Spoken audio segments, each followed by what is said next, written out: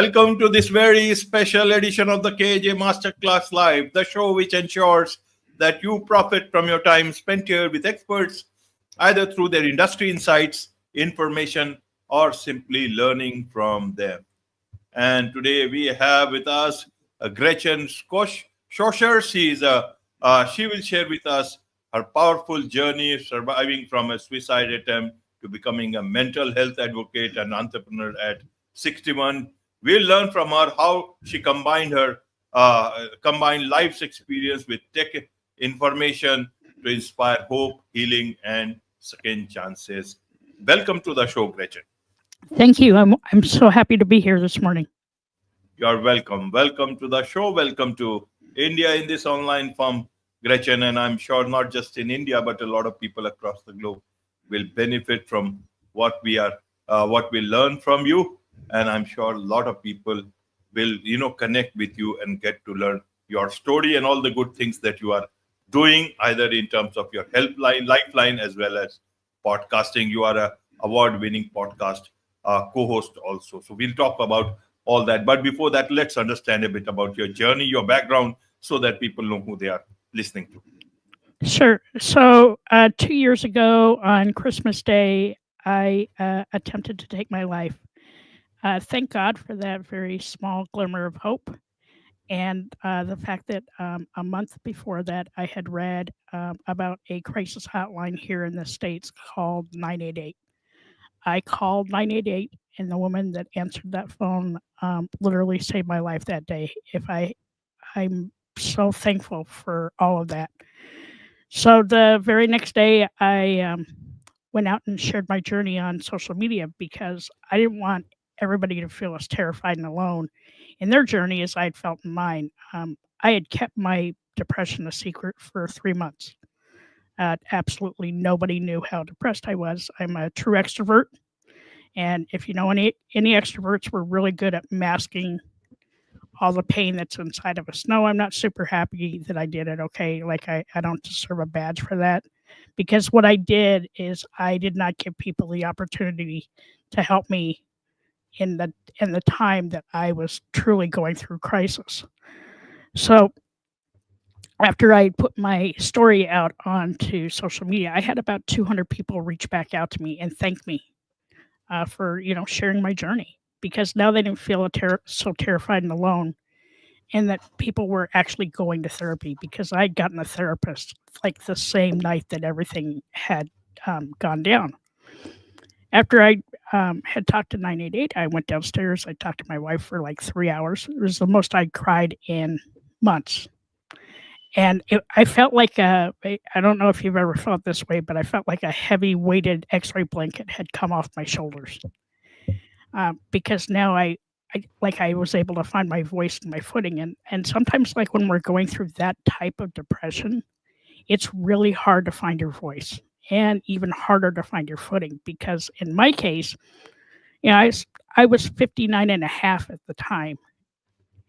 And, I'd been taught my entire life that you don't talk about your emotions. You shove that down as far as it can go until there's absolutely no place else for it to go. And that's exactly what happened. I was taking care of everybody else, but I wasn't taking care of me. And one of the number one things that my therapist taught me was boundaries. I'm going to tell you, if you haven't set your boundaries now, do it, because they are absolutely life-saving and life-changing.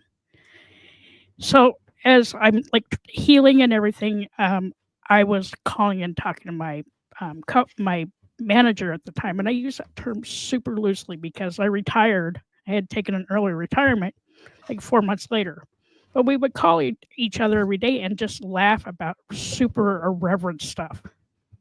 But it helps set the tone for the day, because if you start laughing in the morning, it really like clears your cortisol, gets your endorphins going, and can kind of set the tone for the day. So it was during one of those conversations that my now co-host, who was then my manager, she's like, "Hey, we should do a podcast." And I was like, "Yeah, let's do a podcast." So that was on January 14th, 2023. We released our first episode on February 14th, 2023, and I did that in honor of my mom. I had buried my mom on Valentine's Day in 1997, and I wanted to change the trajectory of that day because up until then, Valentine's Day had sucked. We didn't think anybody was going to listen. We were like, oh, we're going to do 3 episodes. Nobody's going to listen to us. We're idiots. You know, fast forward to April of 2023, and we already had like 10,000 downloads. Kind of freaking us out. Like, who's listening to us? We have no idea what we're talking about. And then come July of 2023, I started a part-time job. I got bored being retired. I was like, I need to work my mind. And I started with a small consulting firm. And when they found out that I had a podcast, a pretty successful podcast by that time, they're like, hey, why are you working full time? I'm like, well, I need insurance. And so they offered me 30 hours a week and full benefits. And I worked that job up until January 17th of 2025 because I decided to go out on my own. And the reason I did that is I want to help customers. And there's like 2 sides of my business. There's a technical side of my business and there's a wellness side of my business. And my technical side of my business, I work with UKG recruiting and onboarding, and I help customers implement that software or do system reviews, do some training. And then on my wellness side of my business, I'm really working with companies around change management and really the focus on employees' mental health because, you know, a lot of times when you are implementing change within the company, you're not thinking about your employees' mental health as that change goes on. And right now, I'm developing some workshops around how to help managers identify stress, how to help them identify burnout. There's not really a good mental health toolkit out there for HRs, for people in HR or managers in general. It's just something we were never taught in school, and unless you were going into psychology and things like that. And if we circle back to September of 2024, our podcast actually won 2 awards. We won the People's Choice Award for Health, and then we also won the Women in Podcast Best Mental Health Podcast for 2024. And then just to freak us both out even a tiny bit more, on December 17th, 2024, we amassed over 1 million downloads. And the thing that our listeners and our guests keep telling us, it's like sitting around the campfire, just talking about life stuff. Our show is never scripted. It's just 100% organic. And we're releasing episode 114, I think. And I want people to see me as a story of hope because I went from the very lowest point in my life to this, but it took a lot of hard work. There's not an easy button. I'll probably still go to therapy until I'm 105. And I'm actually okay with that. But every time we do podcasts like this and we are out there sharing our journeys, we are unlocking somebody else's prison. Our mission truly is to normalize how we talk about mental health because it is still very stigmatized across the world, and it shouldn't be. And I'm also very thankful that I started up another podcast at the beginning of March. It's called the Survivors Podcast, and it is all about suicide awareness. We all know that the world's a really crazy place right now. And we also want people to know that they're not alone and that there are crisis hotlines throughout the world. And if you feel like you're in crisis, don't go at it alone. There's somebody that will help you, can talk to you, can get you to the next minute, the next day, the next month. So that's kind of me in a nutshell. Absolutely. And I was just listening to your story.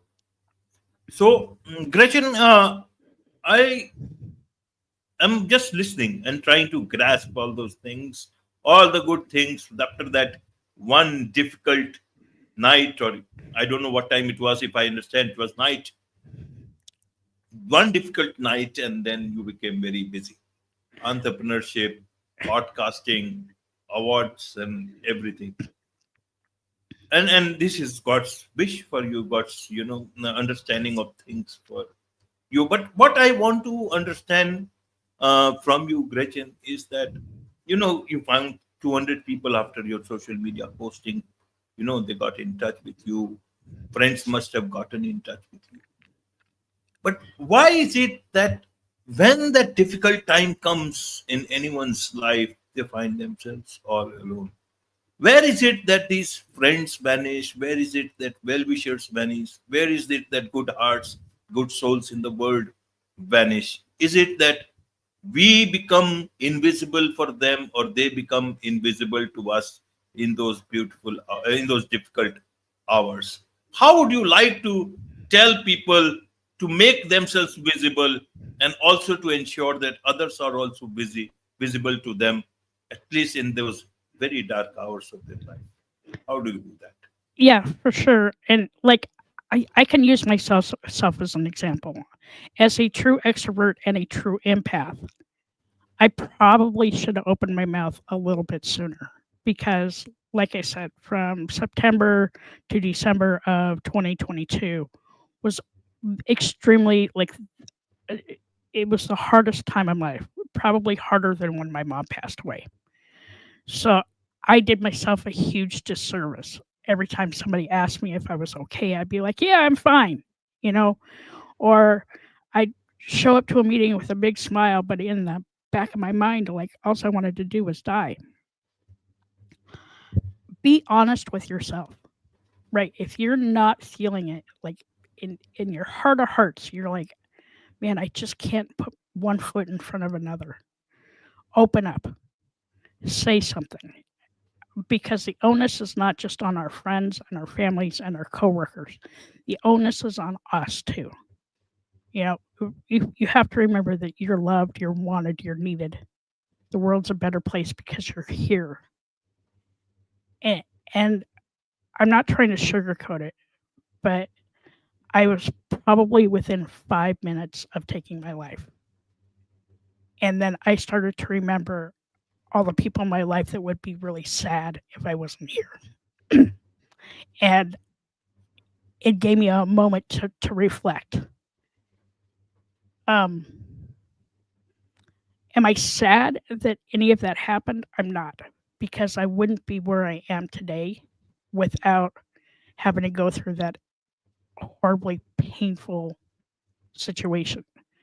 But for your listeners out there, if you're feeling like I was feeling, or if it's leading up to that, open your heart, open your mouth, open your mind. Find somebody to talk to, whether it's a friend, your spouse, a coworker, a crisis hotline. Open your mouth. It will literally save your life. We can't go at it out. We can't go at this alone in life, right? We're human. We need other people to help stand us up. Sometimes we need people to help us kind of sort the crazy in our head, um, because we're all wired differently, but we're all wired with the same pretenses that life is worth living, even in those hard moments. Um, like I said, I'm so very thankful to my friends and my wife and my family and my coworkers. They propped me up when I couldn't prop myself up.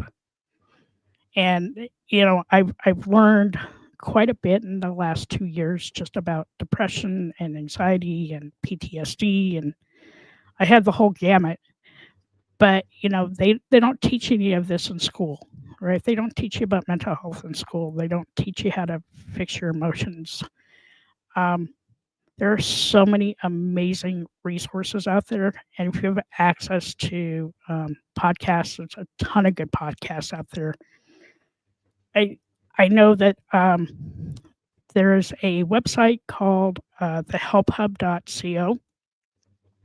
There's a lot of crisis lines and information out there that you can use also. Maybe you don't feel comfortable calling a 988 line or a crisis line hotline here, like in the United States, but just remember those hotlines are anonymous and they're free and they're saving lives every single day. Absolutely, absolutely. And now once from a difficult time, now you are a story of hope. And once who was feeling alone, your uh, suggestion to everybody is that you are not alone. What is it that you are trying to uh, do with your this life?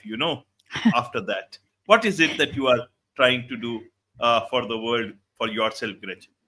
I, I'm just trying to change the world. I'm trying to make people that have mental health issues not feel so alone and changing the world one conversation at a time. Every time we share our journey, we unlock somebody else's prison. And I don't want people to feel so alone and so terrified that they don't know where to turn.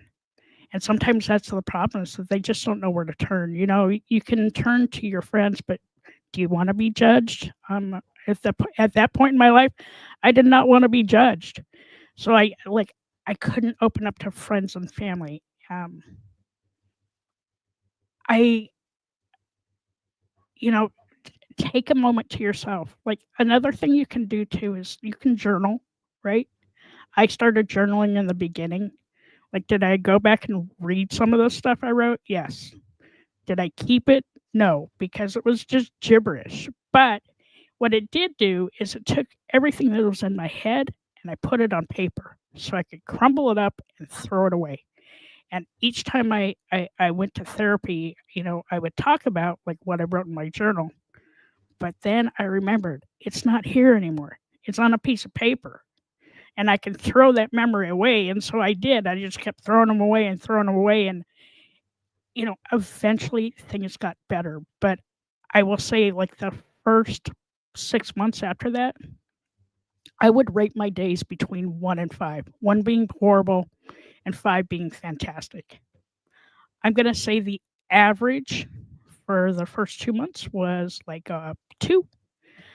By the time month 6 came around, I was about like a 4, a 4.5. A couple of days were 5s, but I just wanted to feel better. I wanted everything in my head to stop. But, now I'm reinventing myself at 61. I left corporate America after 45 years.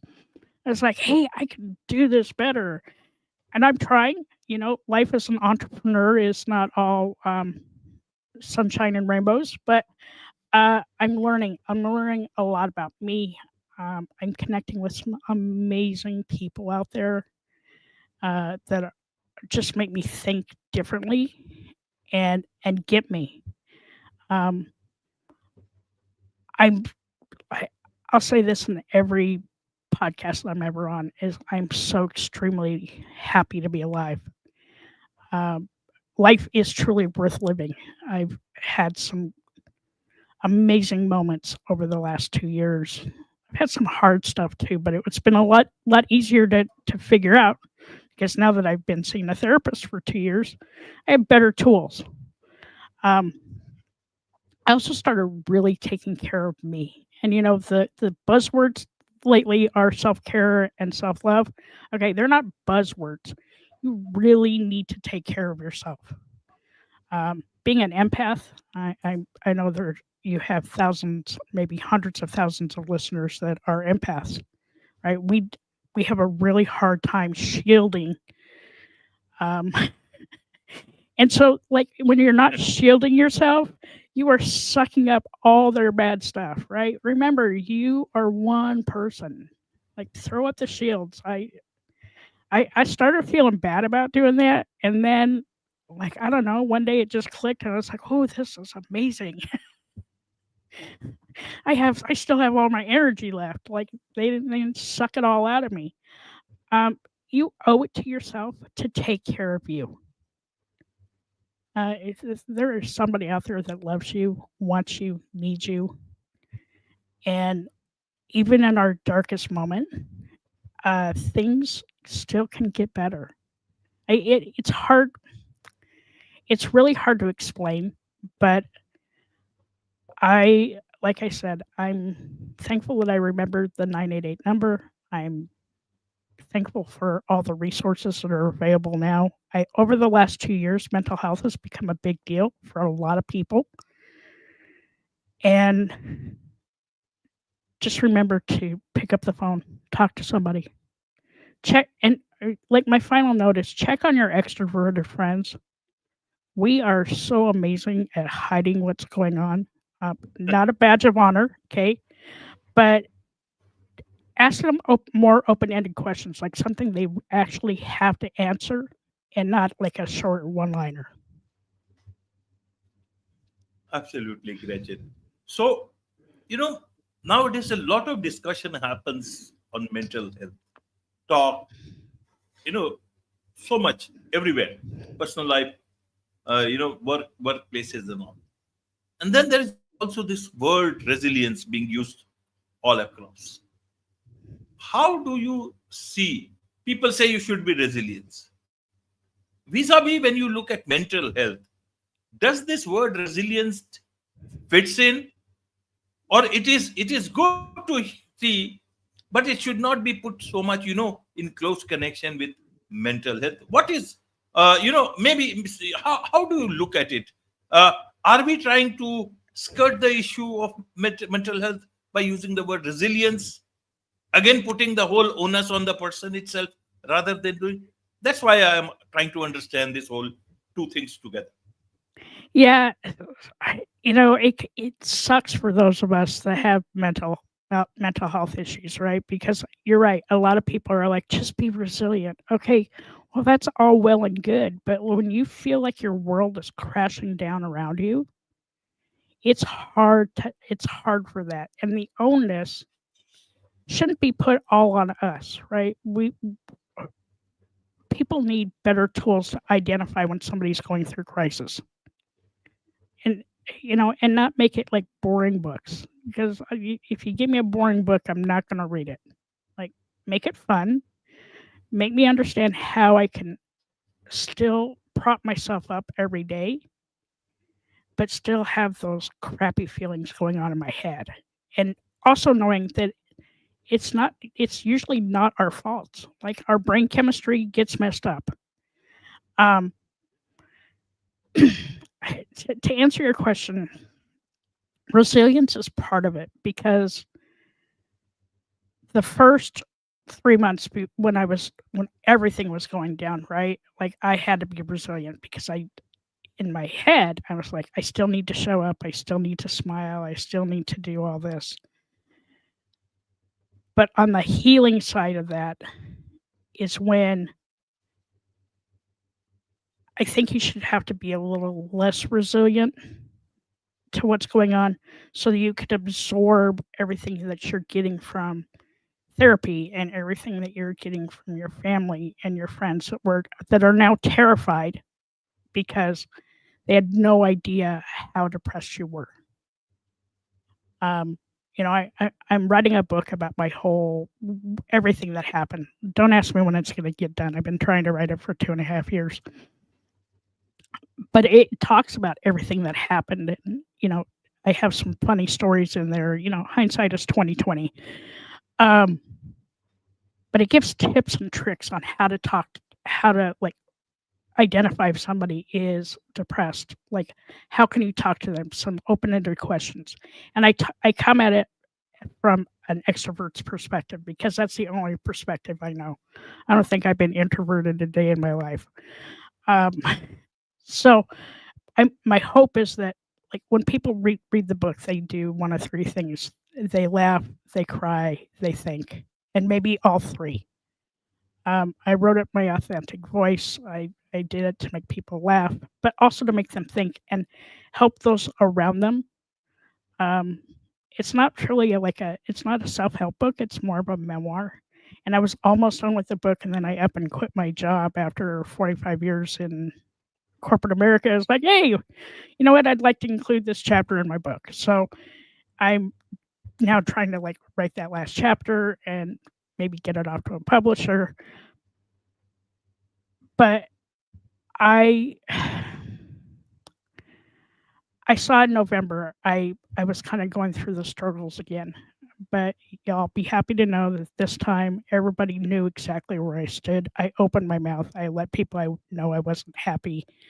You know, you can only hide resting bitch face for so long before people pick up that you're not super happy. And people were thankful. They were thankful that at least this time they knew where I stood. They knew what was going on in my life. And it felt good. It felt really good to be able to shed that weight because, life is too short.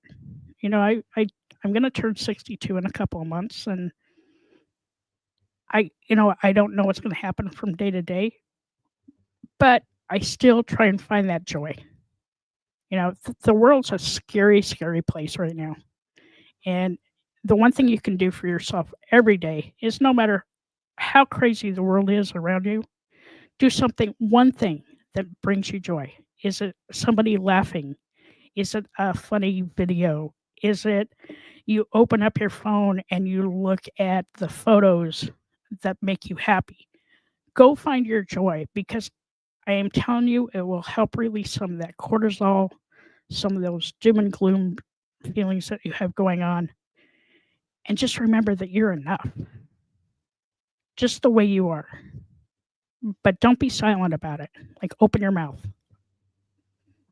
Absolutely. Open your mouth, and you are yourself enough. So, Gretchen, there is so much to talk, and I feel like talking about so many things. But you see, and there is. But very quickly, in terms of shielding, how does an extrovert, empath, how do they suddenly get from an empath to a person who starts shielding himself or herself? How do they immediately? And the world is suddenly very surprised, at this whole change. How do you make sure that there is not too much of collateral damage, if there is any? Pretty close into my early days of my healing. Uh, my therapist had told me that I really need to shield myself, and so she said, think of it as this imaginary black box, right? So I have this imaginary black box. I call it the drama box, right? So if it smells like drama now, I have to ask myself three questions. One, how's this going to benefit me? Two, is this going to suck the life out of me again? Or three, is this really a rabbit hole I want to go down? Because, as empaths, we go down a lot of rabbit holes. Once I started shielding my energy, I did have some friends leave, right? I had some friends drop out of my friend group. But then I started to feel better, because now I'm not sucking up everybody's bad stuff. I'm protecting me. And once again, just going back to school, nobody ever taught us this. You have to learn this after a major mental breakdown, or when life is just kicking you to the curb. It was really, really hard to do this, because, I'm everybody's friend and I will help everybody and I'm a caregiver. But there are days where you just have to put that shield up and let it reflect back to the sun, because you don't have enough mental capability to take care of everybody else. If you're not taking care of you, there's no way you can take care of your friends. We may think we're doing a great job of it, but a lot of times we're just giving them really bad information because we just want to help them. Help yourself. Be kind to you, because if you're not around, people are going to be really sad. Absolutely. There's so much to learn from you, Gretchen, and so much to learn from what you are doing, what you are trying to do, changing the world, and also, adding to the world through your entrepreneurship and also changing the world through your podcast, award-winning podcast. What is the best way people can, listen to your podcast, connect with you, learn more from you about your story, what you are doing, be part of what you are doing to change the world? 100%. So there's two websites. The first one is the podcast website, and it is goesoninOurheads.net. You can listen to all our episodes there. We're also on Spotify and Apple and every major player out there. And then my company website is schosersolutions.com. Best way to find me. All our socials are out there. I am always willing to get on the phone and talk to somebody. You can contact me through either one of the websites. I have a Calendly link. I love talking to people. I'm thankful for everything I have in life, and I'm not sad about anything that's happened. Absolutely. And I can tell you, it's certainly an honor and pleasure to talk to you, Gretchen. And if you, and I'm sure this is not the last time we are talking. There will be, whenever that book gets ready, and I will certainly reach out to you and we'll get to talk about that. Yeah, I'll definitely know let you know when it's done. Like I said, it's been 2 years and change and writing it. I'm almost done. I'm have half a chapter left. But we get writer's block, and then ooh, look, I have a little adult onset ADHD. Look, a squirrel. So all those things that go on in life. My parting message to your listeners is take care of you. You are enough. You are not alone. You are wanted, needed. All of it. There are so many crisis hotlines out there. Please take care of yourself. Absolutely. With this, it's a wrap on this very special edition of the KJ Masterclass Live. Thank you so much indeed for joining us. Thank you.